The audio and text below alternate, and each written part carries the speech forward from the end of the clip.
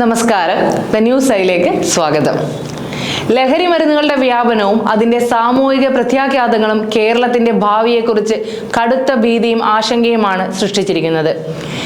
നിയമസമാധാന പ്രശ്നം എന്നതിലുപരി നമ്മുടെ കുടുംബങ്ങളെയും വിദ്യാഭ്യാസ സംവിധാനത്തെയും സാമൂഹിക സുരക്ഷയെയും വെല്ലുവിളിച്ച് അതിഗുരുതര പ്രതിസന്ധിയാണ് ലഹരിയുടെ വ്യാപനം സൃഷ്ടിച്ചിരിക്കുന്നത്. ഈ സാഹചര്യത്തിലാണ് സംസ്ഥാന ആഭ്യന്തരമന്ത്രി രമേശ് ചെന്നിത്തല പ്രഖ്യാപിച്ച operation Toofan the narco hunt എന്ന ലഹരി വിരുദ്ധ നീക്കം അതീവ പ്രാധാന്യമർഹിക്കുന്നത്.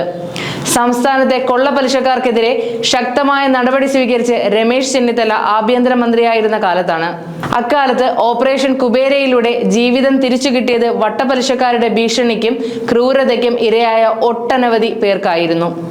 രണ്ടാമതും സംസ്ഥാന ആഭ്യന്തരമന്ത്രിയാകുമ്പോൾ രമേശ് ചെന്നിത്തല മറ്റൊരു തൂഫാൻ തുടക്കമിട്ടത് കേവലം കൈയടികൾക്ക് വേണ്ടിയല്ലെന്ന് ഉറപ്പ്. പ്രതിപക്ഷത്തിലിരിക്കുമ്പോഴും കടുത്ത ലഹരി വിരുദ്ധ സമീപനമാണ് അദ്ദേഹം സ്വീകരിച്ചിരുന്നത്. കേരളത്തെ ഒരു ലഹരിമുക്ത സംസ്ഥാനമാക്കി മാറ്റാൻ ആഭ്യന്തര വകുപ്പിന് സാധിക്കുമെങ്കിൽ അതിനേക്കാൾ വലിയ ഇടപെടൽ ഈ വകുപ്പിലിരുന്ന് അദ്ദേഹത്തിന് ചെയ്യാനില്ലായിരുന്നുവെന്ന് വരും തലമുറ അടയാളപ്പെടുത്തും.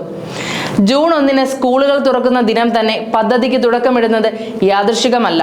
കുട്ടികളെയും കൗമാരക്കാരെയും ലക്ഷ്യമിട്ടാണ് ഇന്ന് ലഹരി മാഫിയയുടെ പ്രധാന നീക്കങ്ങൾ. കൗതുകം, കൂട്ടുകാരുടെ സമ്മർദ്ദം, ഡിജിറ്റൽ സ്വാധീനം, മാനസിക സമ്മർദ്ദങ്ങൾ എന്നിവയുടെ മറവിൽ വിദ്യാർത്ഥികളെ ലഹരിയിലേക്ക് വലിച്ചിഴയ്ക്കുന്ന ശൃംഖലകൾ അതീവ സംഘടിതമായി പ്രവർത്തിക്കുന്നുവെന്നത് സമീപകാല കേസുകൾ തെളിയിക്കുന്നുണ്ട്.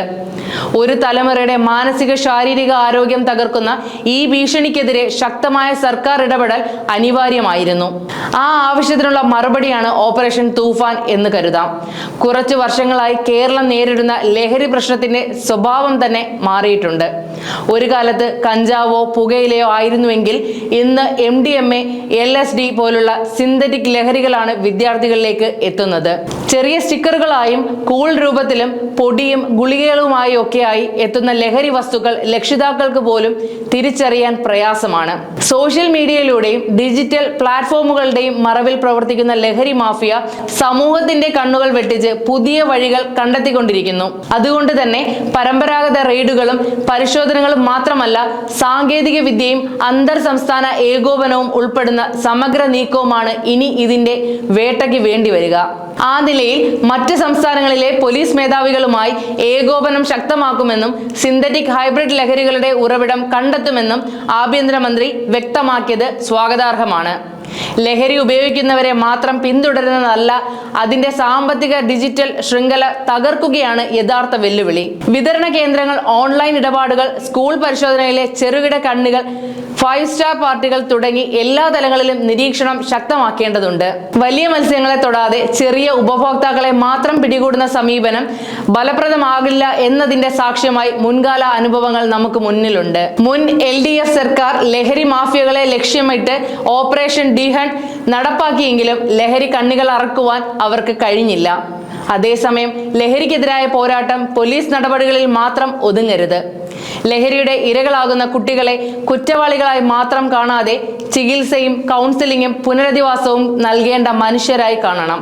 ഡി അഡിക്ഷൻ സെന്ററുകളുടെ എണ്ണം കൂട്ടുകയും സ്കൂളുകളിൽ മാനസിക ആരോഗ്യ കൗൺസിലിംഗ് ശക്തിപ്പെടുത്തുകയും രക്ഷിതാക്കൾക്ക് ബോധവൽക്കരണം നൽകുകയും വേണം.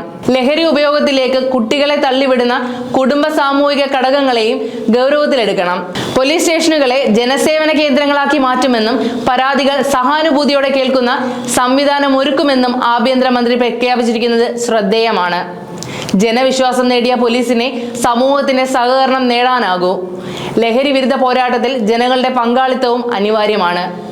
രക്ഷിതാക്കൾ, അധ്യാപകർ, വിദ്യാർത്ഥികൾ, റെസിഡൻസ് അസോസിയേഷനുകൾ, യുവജന സംഘടനകൾ, മാധ്യമങ്ങൾ എല്ലാം ജാഗ്രതയുടെ കണ്ണുകളാകണം.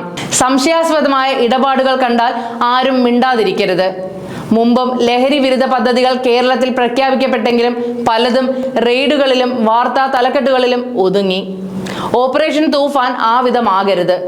സ്ഥിരതയുള്ള നിരീക്ഷണവും കർശന നടപടികളും ശാസ്ത്രീയ അന്വേഷണവും രാഷ്ട്രീയ ഇടപെടലുകളിൽ നിന്ന് സ്വതന്ത്രമായ പോലീസ് പ്രവർത്തനവുമാണ് വിജയത്തിന്റെ അടിസ്ഥാനം. ഓരോ മണ്ഡലത്തിലെയും ജനപ്രതിനിധികൾ അന്നാട്ടുകാരോട് തുറന്നു പറയണം. ലഹരി കേസുമായി ഇങ്ങോട്ട് വരരുത് എന്ന്. ലഹരി കുടുംബത്തെ മാത്രമല്ല, സമൂഹത്തെ മുഴുവനും, അതുവഴി രാജ്യത്തെ തന്നെയും തകർക്കുന്ന വിഷമാണ്. കുട്ടികളുടെ കണ്ണിലെ സ്വപ്നങ്ങളും യുവതലമുറയുടെ ഭാവിയും കവർന്നെടുക്കുന്ന ഈ ദുരന്തത്തിനെതിരായി സമൂഹം ഒന്നിച്ചു നിൽക്കണം. ജൂൺ 1 മുതൽ അത്തരമൊരു യുദ്ധത്തിന് ഒരുങ്ങാനാണ് ആഭ്യന്തരമന്ത്രി കേരളത്തോട് ആവശ്യപ്പെട്ടിരിക്കുന്നത്. തീർച്ചയായും നമുക്ക് കൂടെ നിൽക്കാം. നമ്മുടെ കുട്ടികളെ, കുടുംബത്തെ, രാജ്യത്തെ, നമ്മളെ തന്നെയും ഓർത്ത്. ശത്രു ചില്ലറക്കാരനല്ല. പണം, കൈക്കരുത്ത്, ബുദ്ധി, കുതന്ത്രം, സ്വാധീനം എല്ലാം അതിന്റെ പൂർണ്ണ അർത്ഥത്തിൽ വശമുള്ളവനാണ്. തിരിഞ്ഞു നോക്കാതെ സർക്കാർ മുമ്പോട്ട് പോകണം.